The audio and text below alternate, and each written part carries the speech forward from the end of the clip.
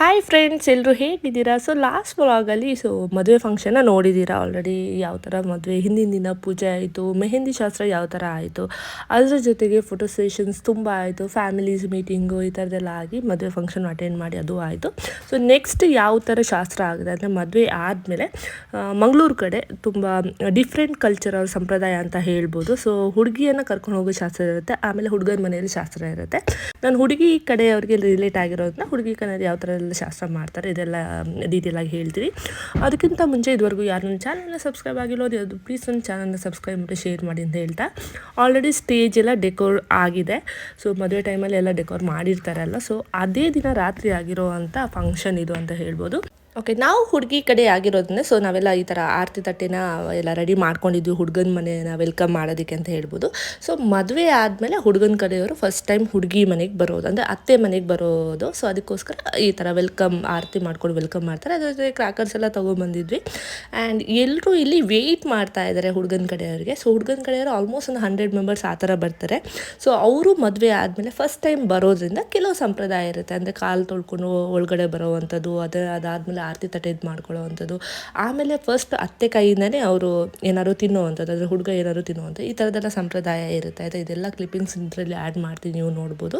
So ಇಲ್ಲಿ ಕಾಯ್ತಾ ಇದ್ದಾರೆ. ಸೊ ಆ್ಯಂಡ್ ಆಲ್ಸೋ ಹುಡುಗನ ಕಡೆಯವರು ಹುಡುಗಿ ಮನೇನ ನೋಡಿರಲ್ಲ, ಒಂದು 5-6 ಮೆಂಬರ್ಸ್ ಅಷ್ಟೇ ಸ್ಟಾರ್ಟಿಂಗಲ್ಲಿ ನೋಡಿರ್ತಾರೆ. ಸೊ ಅದಾದಮೇಲೆ ಯಾರು ಈ ಥರ ಕಂಪ್ಲೀಟಾಗಿ ಮನೆ ನೋಡಿರಲ್ಲ. ಸೊ ಮನೆ ನೋಡ್ದಂಗೂ ಆಗಿರುತ್ತೆ ಹುಡುಗನ ಕಡೆಯವ್ರಿಗೆ. ಸೊ ಅದೆಲ್ಲನೂ ಇಲ್ಲಿ ನಡೀತಾ ಇರುತ್ತೆ ಅಂತ ಹೇಳ್ಬೋದು. ಸೊ ಇಲ್ಲಿ ಹುಡುಗನ ಕಡೆಯವರು ಆಲ್ಮೋಸ್ಟ್ ಇವಾಗ ಬರ್ತಾ ಇದ್ದಾರೆ. ಇಲ್ಲಂತೂ ಸೂಪರ್ ಫನ್ ಆಗಿತ್ತು, ಯಾಕೆಂದರೆ ನಾವೆಲ್ಲ ಕಸಿನ್ಸ್ಗಳೆಲ್ಲ ಸೇರಿರ್ತೀವಿ. ಸೊ ಒಂಥರ ಕಾಲು ಎಳಿಯೋದು ಆ ಥರ ಮಾಡ್ತೀವಲ್ಲ, ತುಂಬಾ ಚೆನ್ನಾಗಿತ್ತು, ತುಂಬ ಫನ್ನಿ ಆಗಿತ್ತು ಅಂತ ಹೇಳ್ಬೋದು. ಹುಡುಗನ ಕಾಲದೊಳಗೆ ಹುಡುಗಿ ಅನ್ನ ಬರಬೇಕಲ್ಲ, ಸೊ ನಾವು ಅವನ್ನ ಕಳ್ಸ್ಕೊಡಲ್ಲ, ನಮಗೆ ಏನಾದರೂ ಸಂಬಳ ಕೊಡಬೇಕು ಆ ಥರದ ಹೇಳಿ ಒಂಥರ ಫನ್ನಿ ಆ ಥರ ಮಾಡ್ಕೊಂಡಿದ್ವಿ.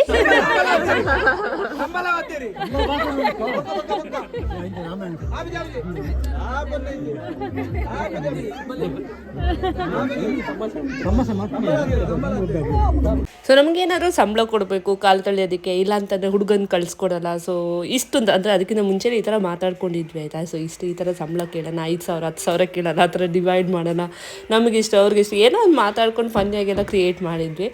ಬಟ್ ದೊಡ್ಡವರು ಅಂತ ಇರ್ತಾರಲ್ವ, ಸೊ ಅವರು ಒಂಥರ ಬೇಡ ಆ ಥರ ಮಾಡೋದು ಬೇಡ ಹಂಗೆ ಹಿಂಗೆ ಅಂತ ಹೇಳಿ ಫೈನಲ್ ಆಗಿ ಕರ್ಕೊಂಬನ್ನಿ ಅನ್ನೋಣ, ಸೊ ಆ ಥರ ಎಲ್ಲ ಮಾಡೋದು ಬೇಡ ಅಂತ ಈ ಹಿರಿಯರು ಇರ್ತಾರಲ್ಲ, ಸೊ ಅವ್ರಿಗೆ ಇದೆಲ್ಲ ಗೊತ್ತಾಗಲ್ಲ ಈ ನಾಟಿ ಥಿಂಗ್ಸು.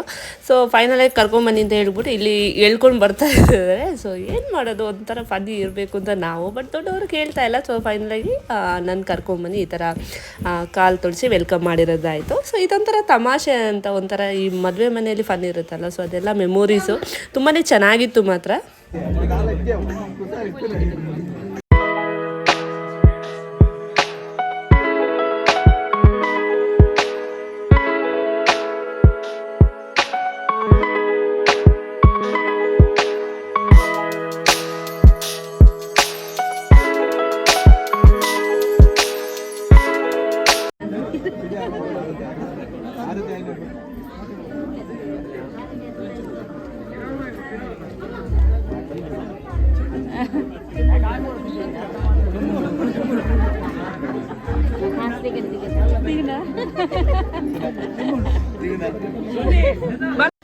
ನೆಕ್ಸ್ಟ್ ಈ ಥರ ಮಾಡಿದ್ಮೇಲೆ ಹುಡುಗ ಹುಡುಗಿ ಇಬ್ಬರನ್ನ ಆ ಥರ ಎಂಟ್ರಿಗೆ ಹೊರಗಡೆ ಕರ್ಕೊಂಬರ್ತಾರೆ ಅಂತ ಹೇಳ್ಬೋದು. ಆ್ಯಂಡ್ ಅದ್ರ ಜೊತೆಗೆ ಅವರು ಹುಡುಗನ ಕಡೆ ಫ್ಯಾಮಿಲಿ ಕೂಡ ಮನೆ ಒಳಗಡೆ ಎಂಟ್ರಿ ಕೊಡೋವಂಥದ್ದು. ಅಷ್ಟರವರೆಗೆ ಅಲ್ಲೇ ಇರ್ತಾರೆ ಎಲ್ಲರೂ ವೆಲ್ಕಮ್ ಮಾಡೋವರೆಗೂ.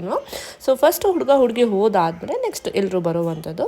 ಸೊ ನೆಕ್ಸ್ಟ್ ಮನೆಯೊಳಗಡೆ ಈ ಬಾಗಿಲಲ್ಲಿ ಆರತಿ ಮಾಡ್ಕೊಂಡು ವೆಲ್ಕಮ್ ಮಾಡೋವಂಥದ್ದು. ಸೊ ಹಾಗಾಗಿ ಕರ್ಕೊಂಬರ್ತಾ ಇದ್ದಾರೆ ಎಲ್ಲರೂ. ಸೊ ನಾವು ಆಲ್ರೆಡಿ ರೆಡಿ ಆಗಿದ್ವಿ. ಸೊ ಹುಡುಗಿ ಕಡೆ ಅವರು ಆದಮೇಲೆ ಎಲ್ಲ ಸಿದ್ಧತೆಗಳನ್ನ ಮೊದಲೇ ಮಾಡ್ಕೊಂಡಿದ್ವಿ. ಸೊ ಹಂಗಾಗಿ ಇಲ್ಲಿ ವೆಲ್ಕಮ್ ಮಾಡೋದಕ್ಕೆ ರೆಡಿ ಮಾಡ್ತಾ ಇದ್ದಾರೆ.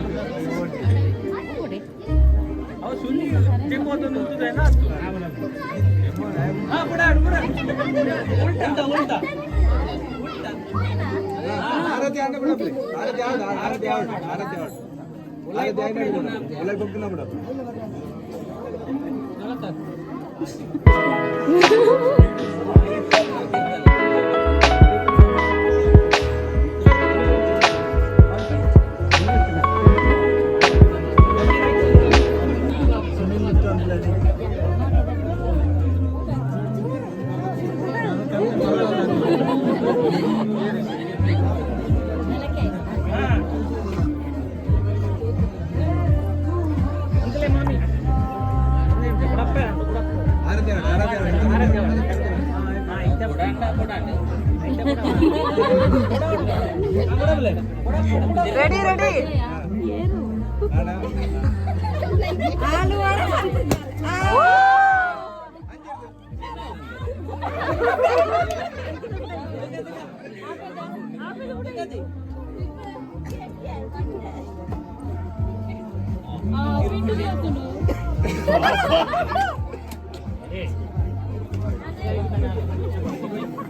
అయినందే తెచ్చిచ్చారు అందు ఓడబోక